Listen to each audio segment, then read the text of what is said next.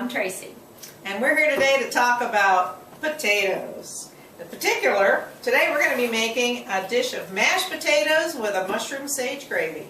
Cool, sounds delicious. Sounds like the perfect comfort food. You like potatoes? Yes, especially on a cold winter day. Me too. One of my all-time favorites. We obviously have it for holidays like Thanksgiving, but we have it about once a week too. Nice, I'm coming to your house. So we have lots of potatoes on the counter today. We've got a couple of different types here. When you go to the grocery store, you'll see purple potatoes and yellow potatoes. And of course, these are very common russet potatoes, and these are red skin potatoes. Now, I've made mashed potatoes out of most of them, and they're all delicious.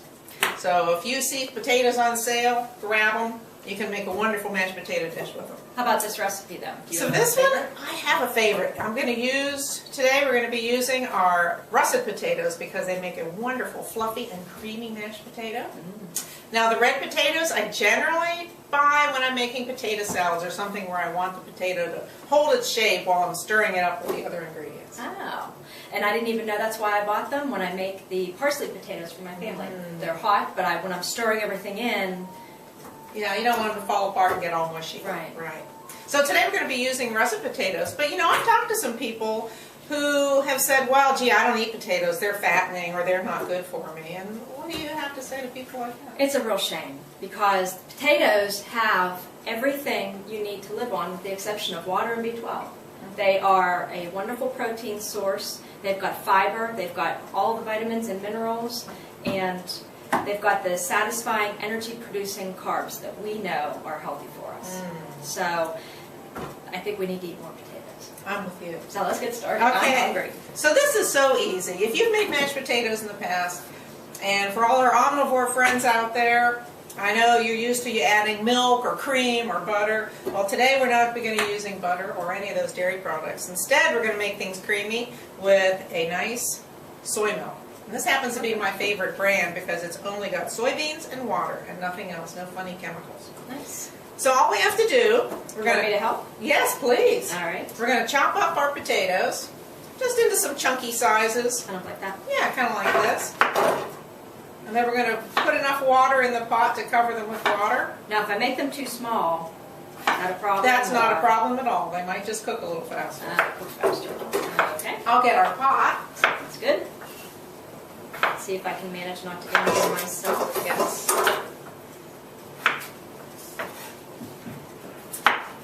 Now here you see one that's got a little bit of a black mark on it. I'm just going to chop that off and throw that little piece in our compost bowl. Nice. We recycle everything, except the ones that fall on the floor. We'll leave that one for gone. Yeah. How long does it take to make this whole recipe, do you think? You know, we're going to cook the mushroom gravy at the same time that the potatoes are cooking, so the whole thing will come together in less than 30 minutes. Do you want all of these cut? Yeah.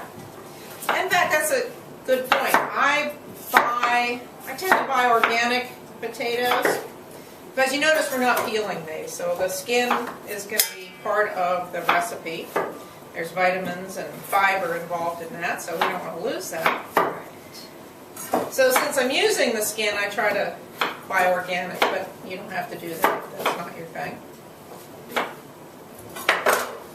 No injuries. Beautiful. There we go. All right, now all we do is cover this with enough water just to cover the potatoes, and we'll put it on to boil for about 20-25 minutes, and they'll be nice and fluffy and ready to mash. Great. We're Want going to to do handle that, water? and we can get started on the next thing. Sounds good. Cold water? Doesn't matter. Whatever comes out fastest. So while the potatoes are cooking, we can do our mushroom sage gravy. I love mushrooms. I've always loved mushrooms. And you were telling me the other day about some interesting nutritional facts about mushrooms. Absolutely.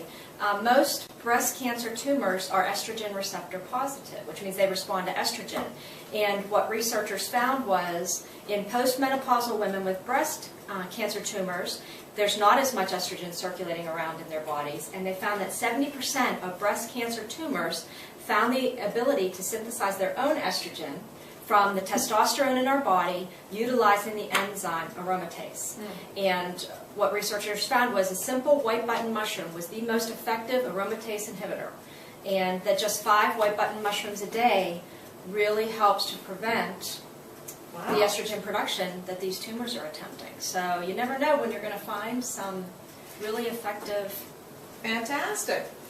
Well, these are the white button mushrooms that you'll find in the store. These already came sliced. I did rinse them off a little bit, and they're ready to go. So what we're going to use for this mushroom gravy, this is so easy. We're going to cook up the mushrooms until they get nice and soft and release their juices into the skillet.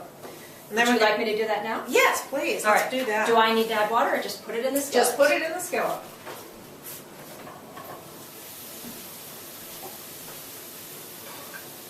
I'm going to show you a trick, Tracy, for cooking up mushrooms without any oil. Now this happens to be a non-stick skillet, but you don't need one because this is going to serve our purpose. We're just going to put the lid on. With nothing but the mushrooms in it. Nothing but the mushrooms in there. Okay. And as they cook in there, their juices are going to be released. That juice is going to settle back into the bottom of the skillet and make a nice broth from the mushrooms. And so I don't have to stir it if I have the lid. Right, exactly. Oh, perfect. Then I can watch you make the slurry. Okay, so we'll make that. We'll add the slurry to this, and then all those mushroom juices will just be incorporated into our gravy. And you're doing this while the potatoes are cooking so that everything is compacted time-wise. Yes, exactly. How long does it take to make this from start From to start finish? to finish, we usually have dinner on the table in 30 minutes. So it would be great for a weeknight. Any weeknight, right. This is how you make a cornstarch slurry, which is how you can thicken any sauce that you're going to cook, like our mushroom gravy. My general rule of thumb is 2 cups of water to 2 tablespoons of cornstarch. And you prefer cornstarch instead of some of those other arrowroots and Right, and other- the only reason I do is because I know that when the liquid boils, it will then thicken. I see. Arrowroot is a little bit more fragile, and if you take it to the boiling point, then it can unthicken. And I'm just not that attentive to my cooking. And I'm not that good at cooking, so I think I better stick with the cornstarch. So we're going to add our 2 tablespoons of cornstarch. And it's nice. It dissolves nicely, doesn't it? It does. But what you'll find is, if you mix this up and then set it aside for a few minutes while you're waiting for your mushrooms to cook, sometimes the cornstarch will settle out into this clump at the bottom. So make sure you always give it a stir right before you put it into the cooked mushrooms. Alright? So that's it. This, once it comes to a boil with our mushrooms, is going to make a nice thick gravy. Let's get back over to the skillet and pull it together. So you can see the steam coming out of here. Let's see what we've got. Wow. Oh, look at that. I wouldn't have thought. I always added a little bit of water with my mushrooms. Yep, and they have a lot of water in them, so we don't need to do that. So now, let's add our slurry. We'll stir at the bottom here to cut anything that might have settled out. We'll add our sage. I'd say maybe a half a teaspoon. I guess you can always add more later. You can always add more later, but it's really hard to take it out. Now, what kind of heat? Should it be high heat, medium heat? I cook an awful lot of things on medium or medium high. Okay. If you find it's taking too long and you're in a hurry, crank it up a little bit. It won't hurt anything. Now, since the potatoes have protein and carbs, and it's a starch, really, to make a complete meal, we could just add a green vegetable. I'm glad you said that. We happen to grow a lot of green beans in our gardens every year. And There they are. there they are. So every fall in summer we're doing a lot of canning of green beans, so I pulled out one of our green beans. Now of course you can buy green beans canned in the grocery store, you can find them frozen. Do you have a favorite? I prefer frozen because even though fresh and frozen have been determined to be nutritionally equivalent, you never know how long it's taken from the green beans to be picked and travel to your grocery store and sit in your grocery store and then sit in your refrigerator. So it's just as easy and convenient to pop some frozen ones. I'm with you. Into the I microwave. use a good amount of frozen vegetables too. I can actually see this starting to get thick around the edges a little bit. See that little bit of thickness Oh, there? I do. See.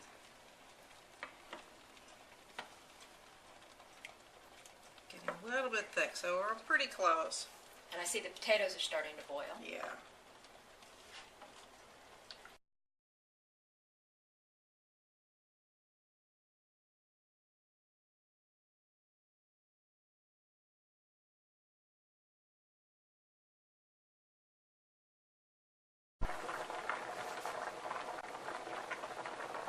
So I'm putting a fork in these. These are not quite fork tender. The fork is going in, but you do need a little bit more. They're still a little hard. A few more minutes and we'll be ready. So let's check our potatoes once more. And you can see when I stick the fork in, they tend to fall apart, and that's what we're looking for. And it doesn't matter if the skin falls off. Nope, it It's doesn't going to end up in the pot anyway. When it gets mixed up in the pot or in the mixer, it's all going to fall apart anyway. So, good? All right, we'll drain our potatoes.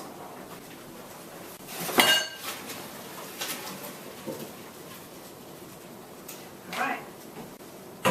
This is the most fun part coming up next. We're going to take these, we're going to put it in our mixer bowl.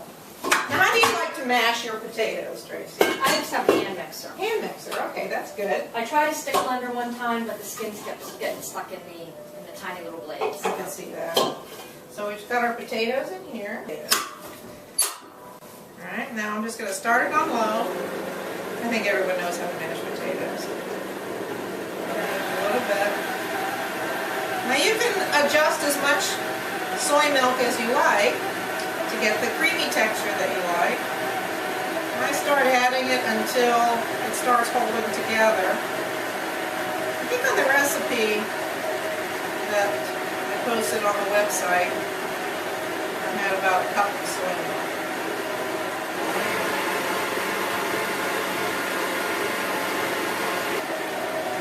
Alright, should we give it a taste? Now you can salt it if you like, or salt at the table. And when I'm making potatoes, I always like to use the unsweetened almond milk. Oh, good. It's going to be hot, obviously. Creamy? Very creamy. Good. All right. I think we're ready. All right, let's So plate up our meal. So we have cooked up 3 pounds of russet potatoes and added some soy milk. Mixed it till it's nice and creamy.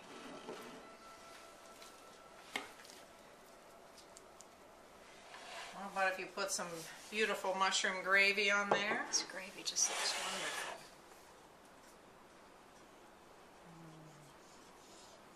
It thickens so nicely with that cornstarch. Nice and silky. Look at that. Oh. Beautiful. That looks fabulous. Well, I think we should try it, don't you? I do. Here, Thanks. have a taste. Talk about comfort food. To me, this is the ultimate. Mashed potatoes. I'm going to put a couple green beans on there. Delicious. Thanks so much for sharing this recipe with us today. It's been my pleasure.